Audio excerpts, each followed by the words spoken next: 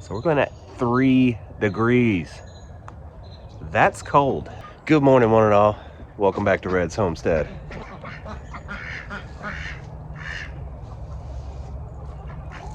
Today we're going to talk about the weather. More importantly, the cold weather that's coming up.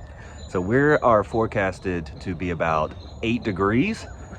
8 degrees, typically we're 5 degrees at our elevation lower than whatever is forecasted.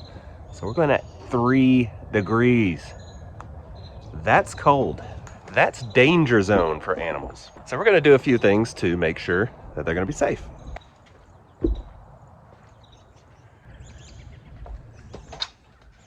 So just your refresher, we have chickens, rabbits, and ducks. Dogs, they're inside. And the cats, they'll find a way. But for the chickens, rabbits, and ducks, we're going to prep this coop.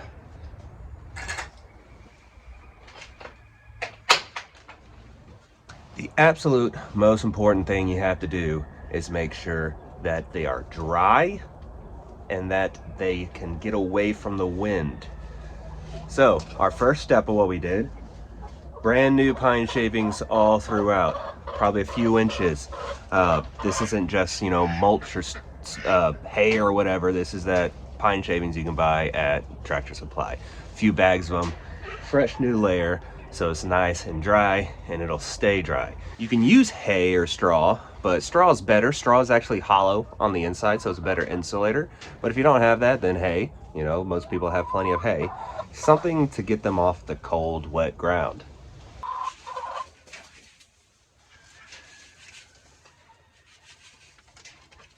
As you saw there, we're going to keep their food in the coop, and we're also going to keep their water inside the coop. Water is going to be kept on the edges so that if it does spill, get wet, it'll just run right out of the coop.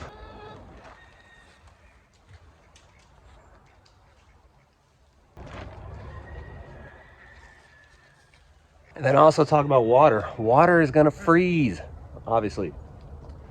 Don't use plastic. If you have them, use rubber, the rubber buckets.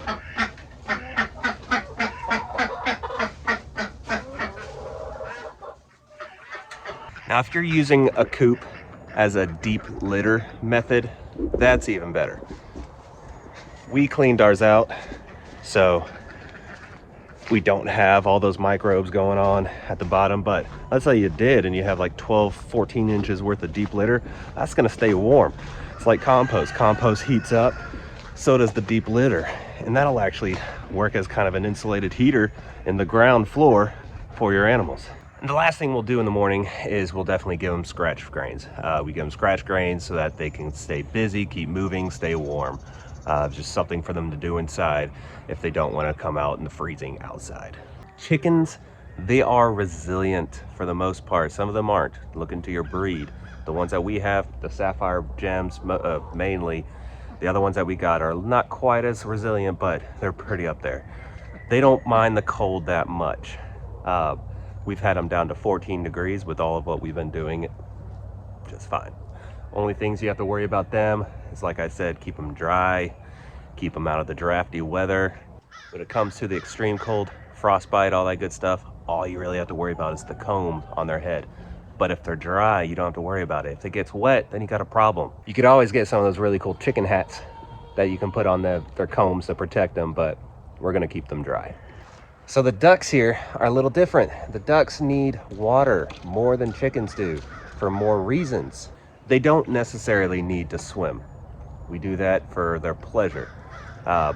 We're not gonna have these pools out when it's gonna be below 10 degrees. We're gonna have them empty, but we're still gonna have the buckets. See, the ducks need to submerge their heads like this. That's how they clean the insides of their face, their nostrils. When they eat, if you've ever seen a duck eat, they come out looking up just powdery, just stuff everywhere all up in their nose. Well, they'll go to the water, dip their head in like this, and that flushes everything out. That's why a waterer will not work for them. They need a bowl or a bucket, something that they can dip their head in. That's why we have the buckets inside and outside. And it may be a frozen tundra out there when it's that cold, but I promise you, they will still get out, and if there was water, they would still jump in it if it wasn't iced over, Their feet are a lot different than a chicken. Ducks have tons of blood vessel veins in their feet. That's how they don't get frostbite and they could swim around when it's 20 degrees, because their feet are made to stay warm. The blood will flow all throughout their feet so that they don't get frostbite when it's freezing outside. So first, let's talk about waters for these guys. These waters are gonna freeze. There is no way around it. We've taken hats, like woolen hats, to cover them to try to insulate them. Nothing worked. You use this method, they're gonna freeze. So you have to get out here early. You're gonna have to get out here early, unfreeze these, get some fresh water in them, and constantly check on them. That is the difficult part. If you had automatic waterers, heated water bottles, there's a lot of different things you can buy to make life easier. Those things will get expensive, so we don't have them, but just a little more work. For food, this is where hay is your friend. Ample amounts of hay. Let them keep eating. Let them get that metabolism going, which keeps their bodies warm. Hay is also the great insulator of their cages. They will actually create a border around their cage as they need it to keep any drafts from coming up. They will do that. You just throw the hay in there and they know what to do. So your double purpose is food, insulation, bedding, all that good stuff. Use your hay. So for rabbits, plenty of food and water, tons of hay, check their waters often, they will be fine. So what can we do about the coop? How can we improve the coop during the winter to keep the chill out? Well, as you can see, we put just cheap plastic sheeting along the open mesh screen doors that we have and then the walls. But I still need to improve a little bit along the bottoms here to stop any kind of drafts from getting inside. Now you don't want to fully enclose this thing. You want to have some kind of air to get out and come in.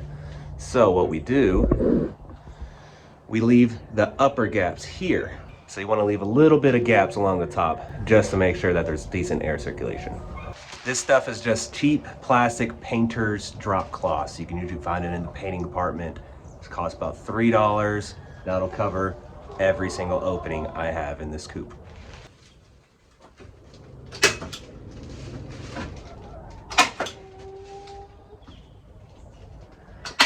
Simple enough, one door covered.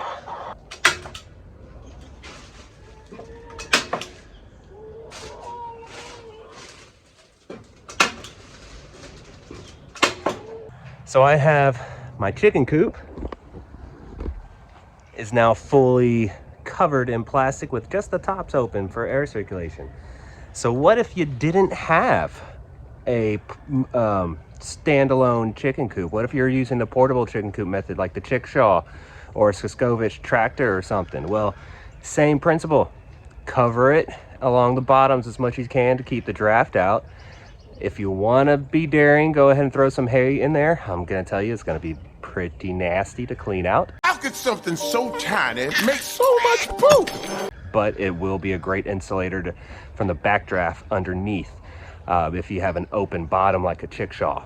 Also, make sure to know your cardinal directions, where north, south, east, and west is. Don't face the openings towards the north. You want to face the south.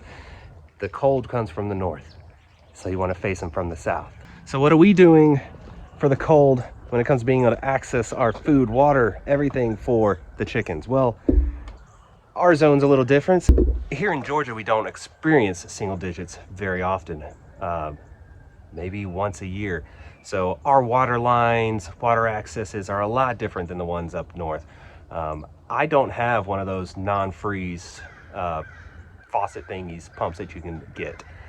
So what we're doing, we are storing jugs of water inside of our well house. There's a bunch more back there. The reason I'm doing this is that this well house is actually extremely well insulated. It is 30 degrees out there, 32, and it is about 48 in here. So when it drops into single digits, things in here won't freeze. It's gonna stay, it'll probably be around freezing temperature, but the waters, they won't freeze entirely. So we'll be able to grab water from in here and use them and for the rabbits, chickens, whatever we need to, if all the water lines freeze or if we lose power. Now remember, we are all electric on our well. So if we lose power, we don't have water. So I also have probably, I don't know, 10 to 15 gallons in here, but another 50 gallons or so stored in my workshop in the house, drinking water for the animals, enough to get us through 4 or 5 days at least. And you also want to protect any of the plants that you have growing. I have a whole lot of onions and garlic growing. So what I did is I took all that poop and shavings and hay and stuff that was on that rabbit poop that I couldn't separate the poop from the hay. Well, I used it as a top dressing for my bedding. I have it here, the front of my house, on my strawberries, my garlic, my onions, everything that I'm growing right now or is dormant for the winter, I have covered in this good stuff.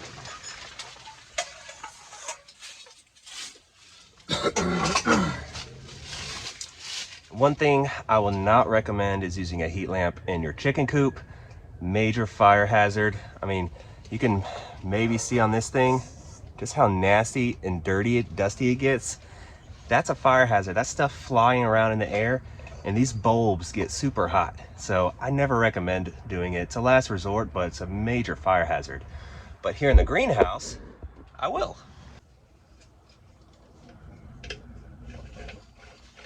Simple enough. I'm just gonna hang these.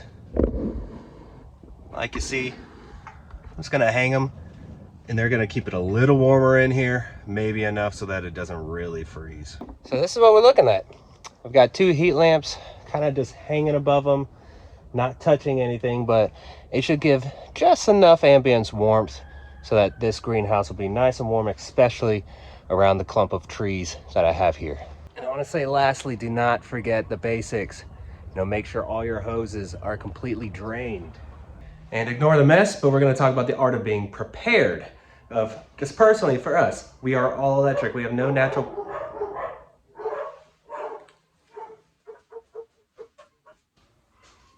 Quiet. We are all electric.